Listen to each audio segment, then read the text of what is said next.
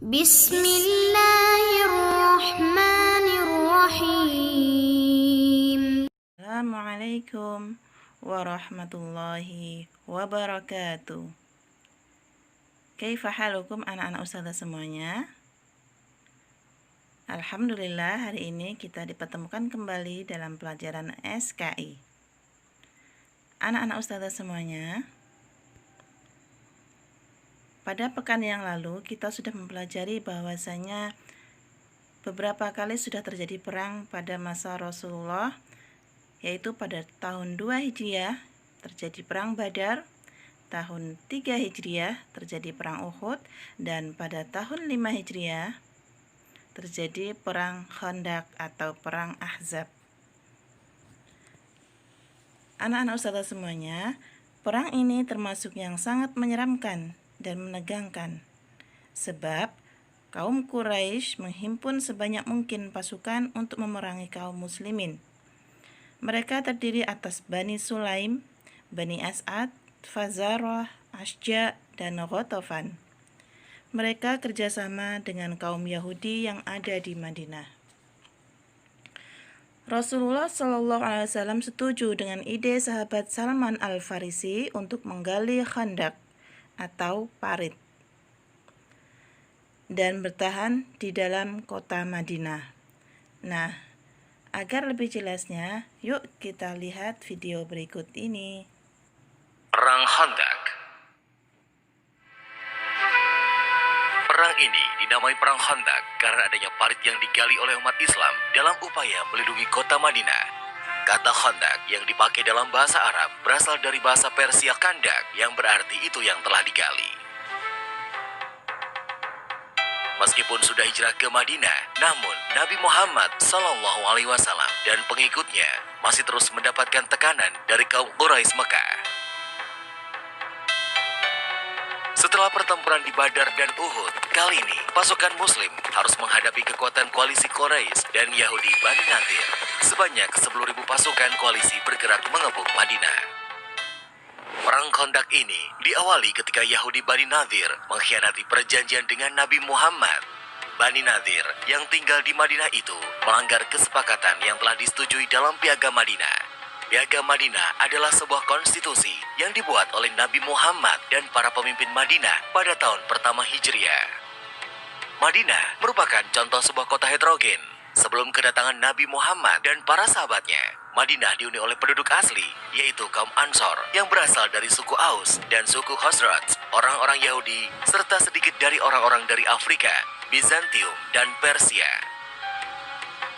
Pada masa-masa tersebut, Madinah dilanda peperangan antara suku Aus dan suku Khazraj yang telah berlangsung selama ratusan tahun dan melibatkan beberapa klan Yahudi Madinah. Peperangan baru berhenti setelah Nabi Muhammad hijrah ke Madinah dengan mendamaikan antara suku Aus dan suku Khazraj. Piagam Madinah yang dirumuskan bersama semua pemimpin suku atau klan di Madinah dan sekitarnya memuat perjanjian perdamaian, hukum, sekaligus kerja sama pertahanan. Semua aliran religi yang ada di Madinah memiliki kebebasan dalam menjalankan ibadahnya. Namun pada suatu saat, Bani Nadir, salah satu klan Yahudi Madinah, melanggar Piagam Madinah, yaitu dengan melakukan upaya pembunuhan terhadap Nabi Muhammad. Upaya pembunuhan tersebut gagal karena Nabi Muhammad sudah terlebih dahulu mendapatkan peringatan dari malaikat Jibril. Nabi Muhammad kemudian memutuskan untuk mengusir Bani Nadir dari Madinah. Bani Nadir menolak pergi dari Madinah dan mempersiapkan perang karena mendapatkan dukungan dari klan Yahudi lainnya, yaitu Bani Quraisyah dan Ghatafan.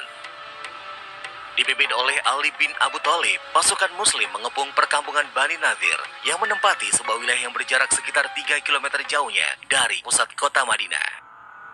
Bantuan yang dijanjikan oleh Bani Quraisyah dan Ghatafan ternyata tidak kunjung datang. Bani Nadir pun putus asa sehingga menyerah dan pergi dari Madinah. Terusirnya Bani Nadir dari Madinah ternyata menyisakan dendam. Para pemimpin Bani Nadir pergi ke Mekah dan menemui Abu Sufyan. Dalam pertemuan tersebut tercapai kesepakatan koalisi antara Bani Nadir dan Quraisy Mekah. Koalisi tersebut bertambah kekuatannya seiring masuknya kaum Ghatafan. Dengan demikian, Abu Sufyan dan para pemimpin Mekah akan menyerang pasukan Muslim dengan kekuatan yang jauh lebih besar. Alasan penyerangan ke Madinah ini, selain karena dendam atas kekalahan dalam perang sebelumnya, tetapi juga karena kehadiran kaum Muslim di Madinah merupakan ancaman besar bagi perdagangan kaum Quraisy ke Syam. Perseteruan itu mengakibatkan rute-rute perdagangan ke wilayah Syam menjadi tidak aman bagi para pedagang Quraisy. Selain itu, berkembangnya agama Islam di Madinah membuat pamor kota Mekah semakin turun sebagai kota pusat keagamaan. Abu Sufyan beserta para pemimpin Quraisy Mekah bersepakat bahwa perkembangan kaum Muslim yang pesat sangat membahayakan posisi mereka, dan itu harus dihentikan. Kehadiran Bani Nadir dan kaum Ghatafan membuat Abu Sufyan berhasil menghimpun hingga 10.000 pasukan. Mendengar terbentuknya pasukan koalisi dalam jumlah yang sangat besar, Nabi Muhammad segera menyusun strategi dengan para sahabatnya. 10.000 pasukan merupakan kekuatan yang sangat besar, lebih besar dari keseluruhan penduduk Madinah pada saat itu. Nabi Muhammad hanya mampu mengumpulkan pasukan berjumlah 3.000 orang. Setelah membandingkan kekuatan musuh dengan kekuatan pasukan Muslim, Salman Al-Farisi, salah satu sahabat Nabi, mengusulkan agar dibuat parit melingkari kota Madinah. Sebuah parit di mana kuda perang terbaik pun tidak akan mampu melompatinya. Nabi Muhammad menyetujui ide Salman Al-Farisi. Sebanyak 3.000 pasukan Muslim bekerja bahu-membahu menggali parit yang harus selesai sebelum pasukan koalisi tersebut sampai ke Madinah. Setelah bekerja keras selama 6 hari, pasukan Muslim berhasil menggali sebuah parit dengan panjang mencapai 5 km melingkari kota Madinah dari sisi lembah atau area masuk kota. Sedangkan di sisi lainnya, kota Madinah terlindungi oleh gunung dan bukit yang sulit dilalui baik dengan kuda maupun jalan kaki. Bulan Syawal tahun ke-5 Hijriah, pasukan koalisi sampai ke Madinah, sebuah pasukan terbesar yang berhasil dihimpun oleh bangsa Arab pada waktu itu. Pasukan koalisi ini dalam bahasa Arab dikenal dengan istilah Al-Ahzab, sehingga perang ini kelak juga dikenal sebagai Perang Ahzab.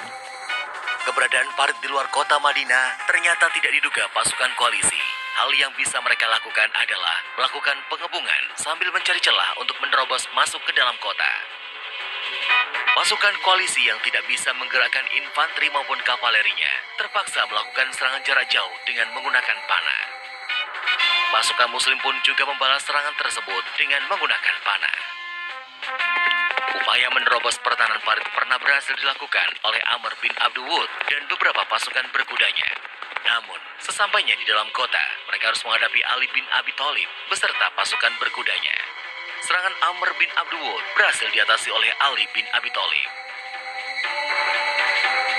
Beberapa pasukan berkuda koalisi lainnya berusaha melompati parit, namun gagal dan berhasil dihabisi oleh pasukan Muslim.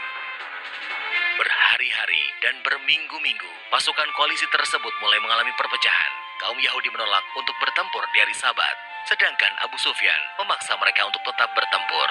Abu Sufyan yang merasa dikhianati oleh Yahudi membuat koalisi tersebut menjadi tidak solid lagi. Cuaca di Madinah yang memasuki musim dingin sangat menyiksa bagi pasukan yang melakukan pengempungan. Mereka harus berkemah dan bertahan dalam kondisi suhu yang ekstrim. Sedangkan bantuan dari Bani Quraidah, klan Yahudi yang masih di dalam kota Madinah tidak kunjung datang. Pasukan Muslim sudah mengantisipasi persekongkolan tersebut. Setelah hampir 1 bulan lamanya melakukan pengepungan, badai angin gurun melanda perkemahan pasukan koalisi. Cuaca dingin dan badai angin tersebut membuat pasukan koalisi semakin menderita. Tidak ada pilihan lain, mereka pun memutuskan mundur. Mendengar pasukan koalisi tercerai-berai dan mundur, Nabi Muhammad mengutus Huzaifah untuk melihat kebenarannya.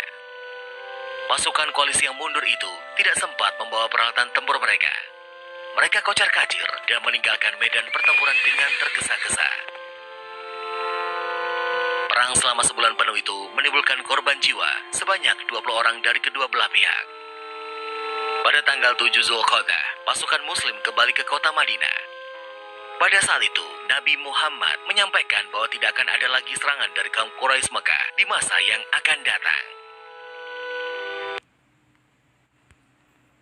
Nah, demikian tadi kisah Perang Khandaq atau Perang Ahzab yang terjadi pada tahun 5 Hijriah. Akhirnya pasukan koalisi mereka kembali dan Allah memberikan kemenangan kepada kaum muslimin.